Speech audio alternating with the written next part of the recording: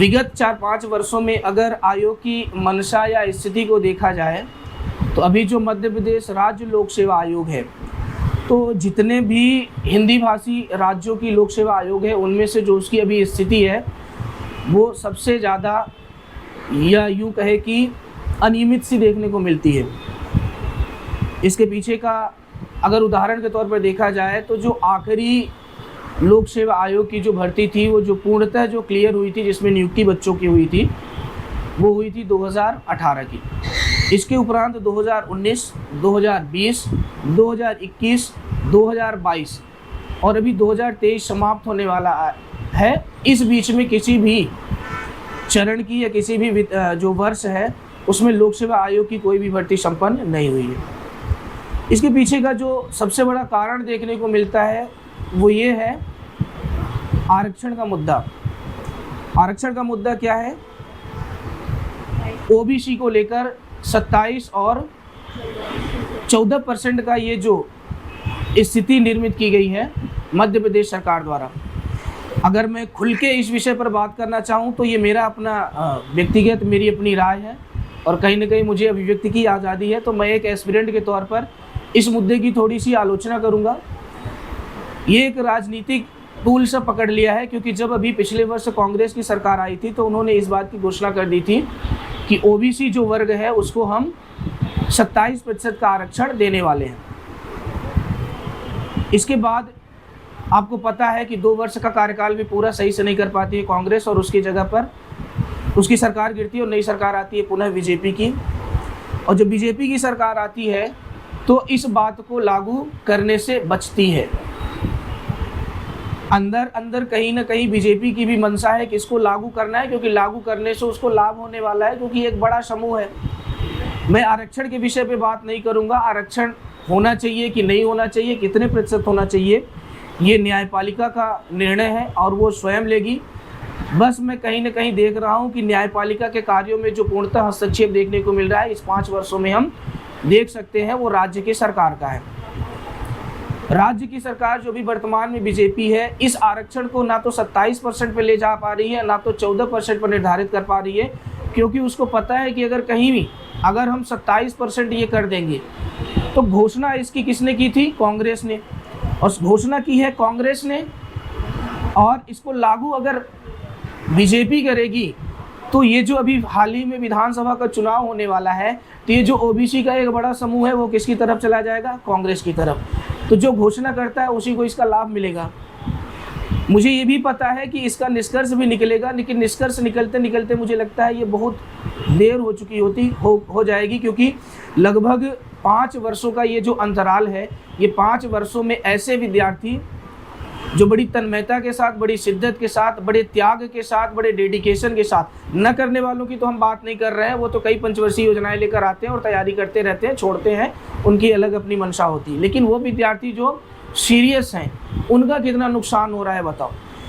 जिस जगह पर आज वो विद्यार्थी जिसने तैयारी शुरू की थी 2018 के बाद, आज 2023 चल रहा है, जहाँ जहाँ वो विद्यार्थी जा रहा है हर व्यक्ति का चेहरा उससे सवाल पूछ रहा है कि तैयारी अभी कब तक करेंगे आप। अब वो क्या जवाब दे, वो कैसे समझाए कि तैयारी तो हम कर रहे हैं, हम एग्ज़ाम भी दे रहे हैं, एग्ज़ाम भी हमारा निकल रहा है, लेकिन अभी हम क्या है, ये आरक्षण के मुद्दे में और लोक सेवा आयोग की अनियमितता और अनियंत्रण के मुद्दे में फंस गए हैं। और उसका ये जो पूरा भविष्य है, वो जो पूरा उसका आत्मविश्वास है, उसका जो पूरा डेडिकेशन है, उसका जो पूरा लक्ष्य है, वो धीरे धीरे उदासीन होता जा रहा है। अभी हाल ही में हमारे एक मित्र हैं जिनका 2019 की मैं मंशा, 2019 का अभी तक नहीं हुआ, हालांकि 2020 का रिजल्ट आया है, नियुक्ति अभी नहीं हुई है, 2020 का अंतिम परिणाम आ चुका है, लेकिन उसके पहले का जो 2019 का था वो अगर देखा जाए तो अब तक की लोक सेवा आयोग की जितनी वार्षिक परीक्षाएं हुई हैं उसमें सबसे अगर यूँ कहे विवादित अगर कोई परीक्षा रही है तो वो 2019 की रही है। और उसके पीछे का कारण मैंने बता दिया। एक हमारे मित्र हैं, उनकी उम्र भी लगभग हो चुकी है, उस उम्र में आ चुके हैं कि अब वो तैयारी को दरकिनार करके उन्हें अपने परिवार की अन्य दायित्वों का क्या करना है, निर्वहन करना ज़्यादा ज़रूरी है। उनका 2019 का प्री निकलता है, मुख्य परीक्षा देते हैं, मुख्य परीक्षा निकलता है, फिर ये जो 87 और 13 का ये जो चक्कर लोक सेवा आयोग ने बनाया, इस चक्कर में वो फंस जाते हैं। तो इसको चक्कर नहीं बोलेंगे, इसको कुचक्कर बोलेंगे। तो इस दुष्चक्र में 87-13 के वो फंस जाते हैं। एक बार मुख्य परीक्षा उनकी निकलती है। अब ये होता है कि उनका इंटरव्यू लेना है, साक्षात्कार उनका होना है। और ये किसी भी विद्यार्थी के लिए जब पहली बार प्रयास में ये होता है तो उसके लिए एक अच्छी स्थिति होती है, खुशी का समय होता है। लेकिन क्या किया गया इसके बाद उनको 13 में डाल के उनको पहले तो उनको क्या किया गया, नई सूची बनाई गई रिजल्ट की, प्रीलिम्स की, जिसमें से उनको तो पहली बात मुख्य परीक्षा पास करने के बावजूद भी उनको बाहर कर दिया गया। फिर से दोबारा लिस्ट बनती है, तो उनको जब दोबारा लिस्ट बनती है तो उनको 87 में डाल के उनको किस में डाला जाता है, 13 में डाला जाता है। 13 में डालने के बाद सबका इंटरव्यू हो जाता है। उनका जो इंटरव्यू है प्रोविजनल में 87 का हो जाता है, प्रोविजनल में 13% का होता है। तो उनकी स्थिति देखने से ये स्पष्ट होती है कि वो यही समझ नहीं पाते कि ये जो उन्होंने 2019 का एग्ज़ाम दिया था, जो उसमें वो एज ए एस्पिरेंट शामिल हुए थे, तो उसमें वो खुशी को अभिव्यक्त करें कि वो इस चीज़ को लेकर, इस प्रक्रिया को लेकर अपने आप में उदासीनता या उदासी को ही लेकर आगे बढ़ें। वो बोले कि ऐसा कोई भी व्यक्ति मेरी पहचान का नहीं है जिसको मैं जवाब देकर थक गया हूँ, अब मेरे पास शब्द नहीं बचे हैं, मैं उनको क्या जवाब दूँ। तो ये तो रही एक व्यक्ति की जो हमारे संपर्क में थे, हमारे नज़दीक थे, उनकी स्थिति।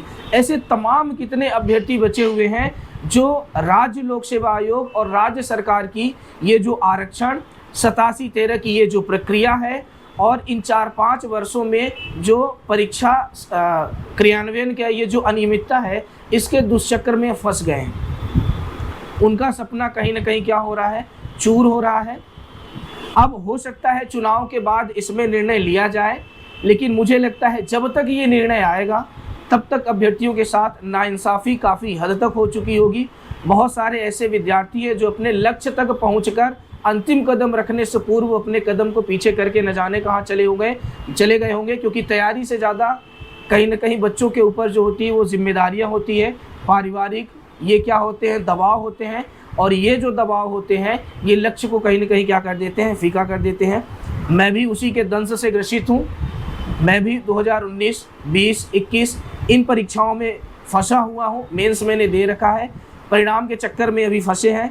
जो मुख्य परीक्षा 2021 की मैंने दी थी वो बहुत पहले कंप्लीट हो चुकी है, लेकिन अभी तक उसके मुख्य परीक्षा का रिजल्ट घोषित नहीं हुआ है, जबकि अन्य राज्यों के द्वारा इसके बीच में मुख्य परीक्षा लेने के बाद उसका परिणाम भी जारी किया गया, उसका साक्षात्कार भी लिया गया और अंतिम परिणाम भी जारी कर दिया गया।